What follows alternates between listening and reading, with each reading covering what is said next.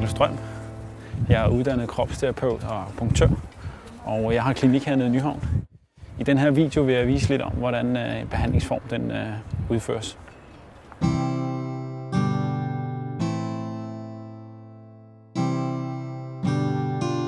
Så er vi kommet ind i vores klinik, og det her det er Bente, og jeg har tænkt mig at vise lidt teknik, hvordan vi kan bruge akupunktur i forhold til at behandle forskellige øjenlidelser, såsom grøn stær, grå stær, øjenforkalkning, også kaldet AMD, tunnelsyn, blodpropper i øjet, mange forskellige øjenlidelser. Så nu vil jeg vise lidt, hvordan det fungerer, så hvis Bente hun lægger sig ned.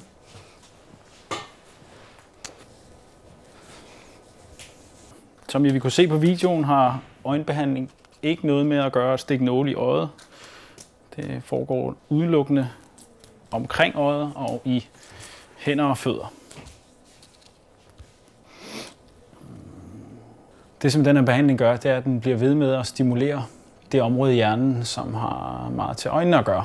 Og når man bliver ved med at stimulere det, så gør man egentlig det, som kroppen selv burde gøre, men af mange gange urensagelige årsager ikke gør. Så det vil sige, at vi kickstarter egentlig den helingsproces, som kroppen er vant til at kunne klare selv.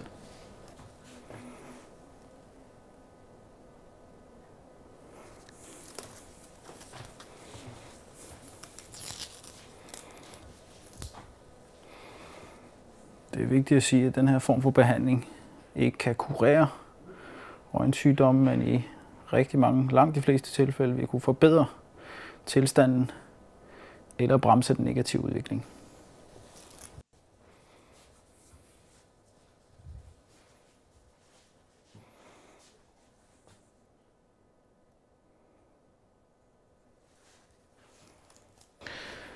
Og den her type behandling, det er en, man skal gentage for at få det bedste resultat. Værsgo. Tak. Så er den første behandling overstået, og Bente skal komme 2 gange om dagen i 10 dage, og så skal hun trappe ud af det, for at den her behandling den bliver ved med at have sin effekt. Det I har set her er, hvordan en typisk øjenbehandling forløber. Hvis I har nogle spørgsmål, er I velkommen til at ringe til mig eller skrive på e-mail. Så skal jeg forsøge at besvare spørgsmål efter bedste evne. Tak fordi I kiggede med.